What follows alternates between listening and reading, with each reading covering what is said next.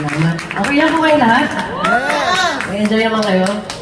Okay, buti naman kung gano'n. Parang kulang lahat may beer, no? Ang beto na. Kasi may sisig. Ito naman pong huli namin kakantahin ay isa pong siguro masasabi ko na dito po sa lahat ng mga kanta dito sa album na to.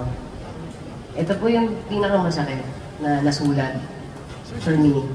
Pinakamasakit because this used to be a poem na nilagay ko lang po sa Facebook ko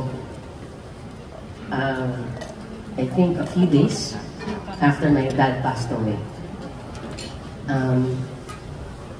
Nasulat ko to kasi I'm sure you all know na mas si Mami yung lagi kong nakakasama, di ba? As in, especially sa mga press na dito, nakakasalamuhan yung nanay ko, siya yung ma-PR sa aming dalawa.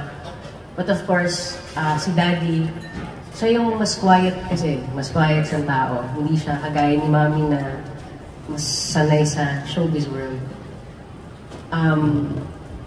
And growing up, lahat naman po tayo, meron tayong siguro love language na ina-expect sa mga magulang natin, di ba? Alam natin na kapag nanay, siya yung nagbibigay ng ng pag-aaruga, tama? Ang tatay ay provider, right? But of course, growing up sa mundo na to, it was very different for me. Because I also became a provider at 3 years old. And at that time, I felt that my dad wasn't there. He was working, pero I felt like nasa akin yung bulto ng bagay-bagay. So for the longest time, meron ako sama ng loob sa daddy ko. Kasi, hala! Usap muna kayo. Ayun, kasi parang feeling ko, nag-iisa ko na take care ng mga bagay-bagay for the family. But things changed when I became a dad too. And na-realize ko na, yeah, he may not be, the provider that I was expecting him to be. Kasi mas malaki talaga yung sweldo ko eh. Kasi airpot ko, sa government siya nag-work. So mas maliit talaga. At maraming tao nakatira sa bahay namin noon. So hindi niya rin talaga kakayanin. But, hindi ko makakalimutan yun. Nung lumipat na sila ng bahay, mas maliit na lang yung pamilyang inaalagaan niya. That's when I started feeling and seeing my dad as the provider na matagal ko nang hinanap. As in, hindi ko makakalimutan yun nung yung unang Pasko at least in my memory, na hindi ako gumastos for Noche Buena, na meron ng hamon.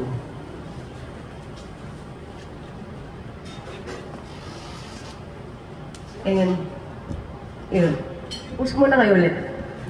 Entertain yourselves. Wala kong post myself. And, that's when we started being closer. Kasi, si Daddy, naging sweet na rin siya sa akin. Like, ano ba? Aga-aga. Naging sweet na rin siya sa akin.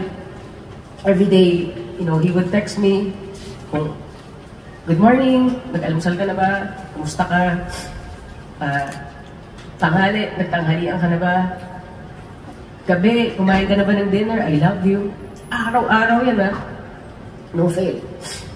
And then doon ko nakita yung support na binibigay niya sa akin. Ever since pala bata ako. The fact na yung nanay ko yung katabi ko sa kama, ang laking bagay nun. Kasi nung nagkaanak kami, pag yung anak namin nasa kama, uy, hindi ko makatabi yung asawa ko. Pero siya, ever since, he took a backseat. Just to make sure na my mom was able to take care of me. Siya yung nagbebenta ng mga album ko kasi uso nun, di ba? Uso nun yung piracy, di ba?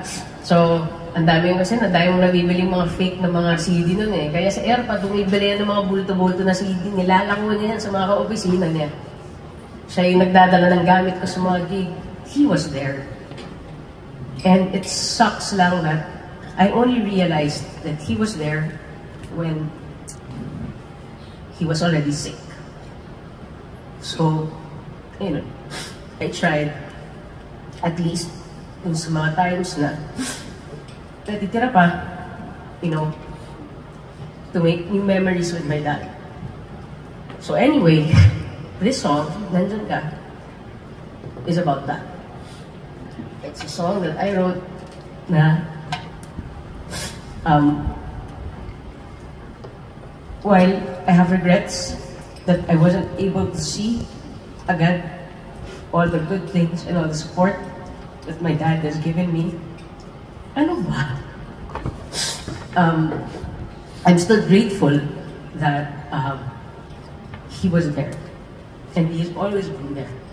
So yeah, happy birthday. Okay.